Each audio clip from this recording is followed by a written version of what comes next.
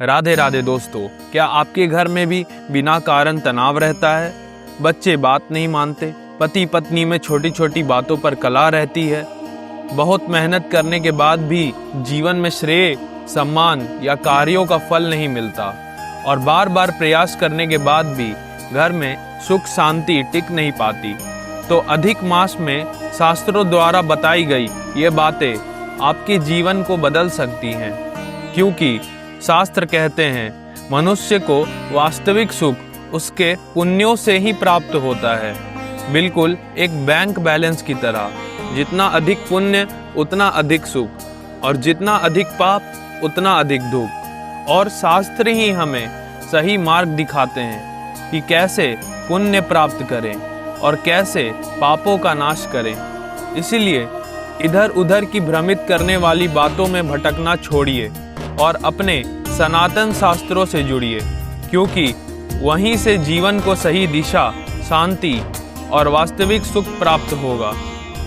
मैं पंडित शिवम पराशर श्रीधाम वृंदावन से गुरुजनों के श्री चरणों में बैठकर संतों और शास्त्रों से सीखने का जो सौभाग्य मुझे प्राप्त हुआ, उन्हीं अनुभव के आधार पर आज आपके लिए लेकर आया हूँ अधिक मास का संपूर्ण महत्व। इस पवित्र महीने में क्या करें, क्या बिल्कुल ना करें, और अंत में एक ऐसी विशेष बोनस टिप जो ग्रह दोष, मानसिक अशांति और पापों के नाश के लिए अत्यंत प्रभावशाली मानी गई है। अगर आपको भी ऐसा लगता है कि हम पूजा पाठ, दान पुण्य तो करते ही हैं, फिर भी जीवन में उसका फल, शांति या लाभ क्यों नहीं मिल रहा, तो ध्यान से सुनिए। मैं पूरे विश्वास से कह सकता हूँ कि यह एक गलती जाने अनजाने में आपसे अवश्य हो रही है, जो आपके किए हुए पुण्यों का प्रभाव कम कर देती है। और उसी का विस्तार से वर्णन मैंने इस वीडियो के निषेध कर्म वाले भाग में किया है, इसलिए इस वीडियो को अंत तक ध्यानपूर्वक अवश्य सुनें। मेरा छोटा सा प्रयास है कि अधिक मास का यह दिव्य ज्ञान जन जन तक पहुँचे और जो भी व्यक्ति जीवन में दुख, अशांति या परेशानियों से गुजर रहा है, उसे भगवान की कृपा से शांति, सुख और अध्यात्म बल प्राप्त हो। राधे राधे। पद्म पुराण पुरुषोत्तम मास के बारे में इतनी बड़ी बात कहता है, ना दानम ना तपो यज्ञो ना तीर्थम ना च व्रतम तुल्यम भवति तत् सर्वं पुरुषोत्तम मासतः। न दान, तप, यज्ञ, तीर्थ कुछ भी पुरुषोत्तम मास के बराबर नहीं है, तो इससे बड़ा प्रमाण और क्या चाहिए। इस बार अधिक मास या पुरुषोत्तम मास 17 मई 2026 से 15 जून 2026 तक मान्य रहेगा। पद्म पुराण मासोऽयं मलानामाख्यो निंदितः सर्वलोकतः मयि सन्न्यस्य सर्वात्मा पुरुषोत्तम उच्यते। अर्थात यह मास पहले मल मास नाम से जाना जाता था और सभी लोक में इसकी निंदा होती थी। तब इस मास ने भगवान श्री हरि की शरण ली। भगवान ने इसे अपने नाम से जोड़कर पुरुषोत्तम मास बना दिया।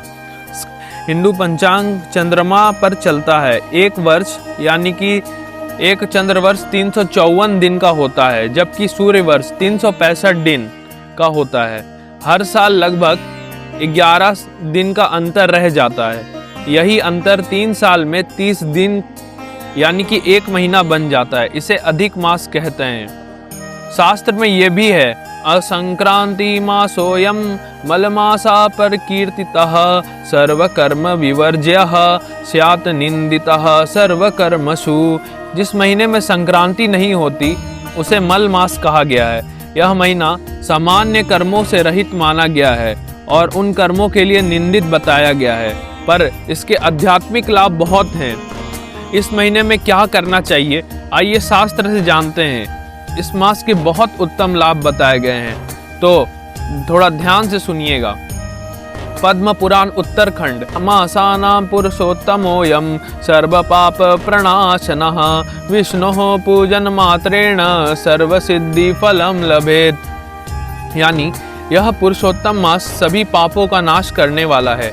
केवल भगवान विष्णु की पूजा से ही सभी सिद्धियों का फल मिलता है। तो अपने घर में शालिग्राम भगवान या विष्णु भगवान या लड्डू गोपाल, जिसकी भी आप आराधना करते हैं, खूब सेवा करें। फिर अधिक मासे तु यो भक्तया उपवासम करोति वै सर्व पाप विनिर्मुक्तः विष्णुलोकम स गच्छति। जो व्यक्ति अधिक मास में भक्ति से व्रत करता है वह पापों से मुक्त होकर विष्णु लोक प्राप्त करता है। तो आप यथाशक्ति व्रतों का पालन करें।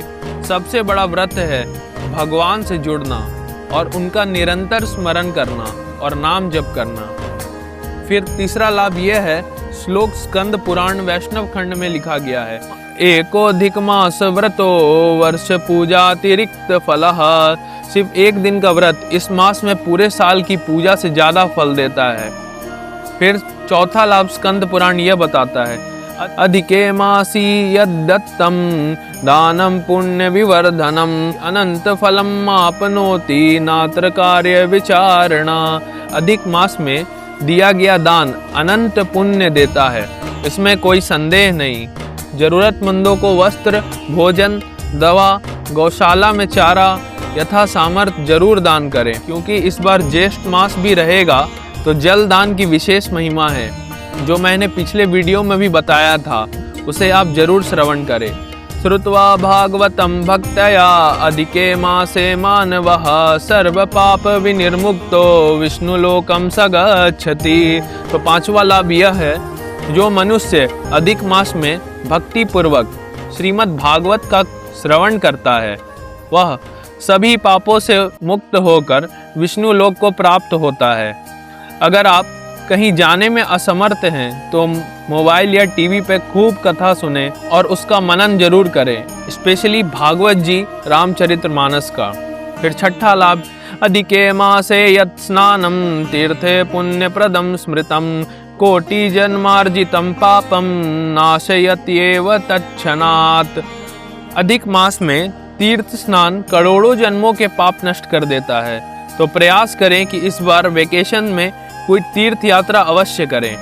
तीर्थों में कौन सी विशेष सावधानियां रखनी चाहिए उस पर मैं जल्द ही एक अलग वीडियो लाने वाला हूं। इस चैनल को सब्सक्राइब जरूर कर लें।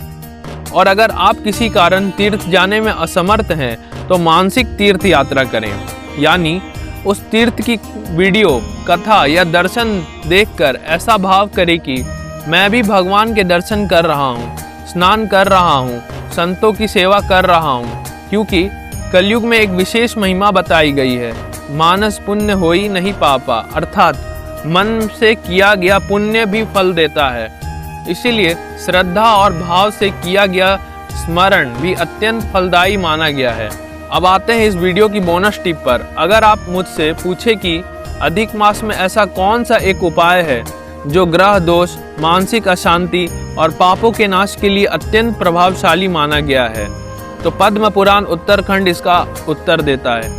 अधिके मासे विष्णु नाम सहस्त्र जपेद बुधः कोटि जन्म सुखम तस्य गच्छत्येव न संशयः। इसका अर्थ यह है, बुद्धिमान मनुष्य को अधिक मास में विष्णु सहस्त्र नाम का जप करना चाहिए।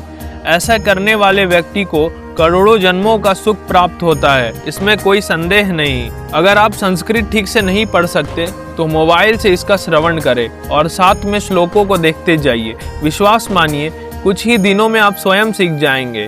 और तुलसी जी के सामने बैठकर इसका पाठ करना विशेष फलदायी माना गया है। मैं जल्द ही इसकी संपूर्ण विधि पर एक अलग वीडियो बनाऊंगा, क्योंकि इसके लाभ वास्तव में अनंत बताए गए हैं। अब कुछ विशेष बातों का ध्यान रखना है इस मास में, नहीं तो उत्तम लाभ से आप वंचित रह जाएंगे। अधिक मास में विवाह आदि मांगलिक कार्य नहीं करने चाहिए, वे निष्फल माने गए हैं। अधिके मासे विवाहादिकं कर्म न कारयेत तत् कर्म निष्फलम ज्ञेयं शास्त्रेषु परिकीर्तितम्। फिर कहा गया है, तामसं भोजनं त्याज्यं विशेषणाधिके मासे भक्तया सह यह भुंक्ते स याति परमां गतिम। इस मास में तामसिक भोजन त्यागना चाहिए। संयम से रहने पर श्रेष्ठ फल मिलता है।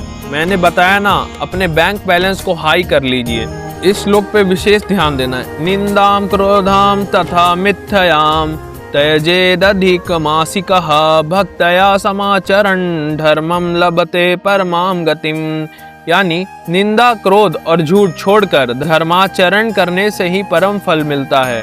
इस महीने भक्तों आप विशेष रूप से निंदा से बचिए। होता क्या है, हम खूब पूजा करते हैं, दान करते हैं, व्रत करते हैं, लेकिन एक बहुत बड़ा दोष अनजाने में कर बैठते हैं, निंदा। और यही दोष धीरे धीरे हमारे पुण्य को खा जाता है। फिर हमें लगने लगता है कि शास्त्र काम नहीं करते, या इतना धर्म करने के बाद भी फल क्यों नहीं मिल रहा। एक पुरानी कहावत है, चलनी में गाय दूहे और दोष भगवान को दे, अर्थात पात्र ही ठीक ना हो तो प्राप्ति कैसे होगी।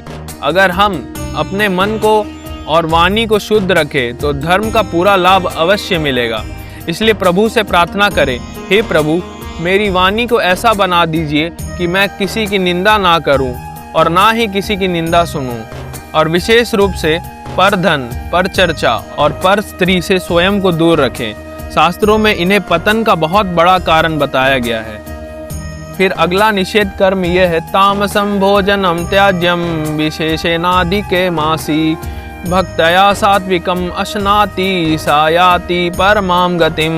मांस, लाल मिर्च, शराब और पर स्त्री ये सब इस मास में त्याज्य हैं। और अगर आप बहुत अधिक साधना या नियम करने में सक्षम नहीं हैं तो कम से कम भगवान के नामों का जप और कीर्तन अवश्य करें, क्योंकि कलयुग में भगवान का नाम ही सबसे सरल और सबसे प्रभावशाली साधन बताया गया है।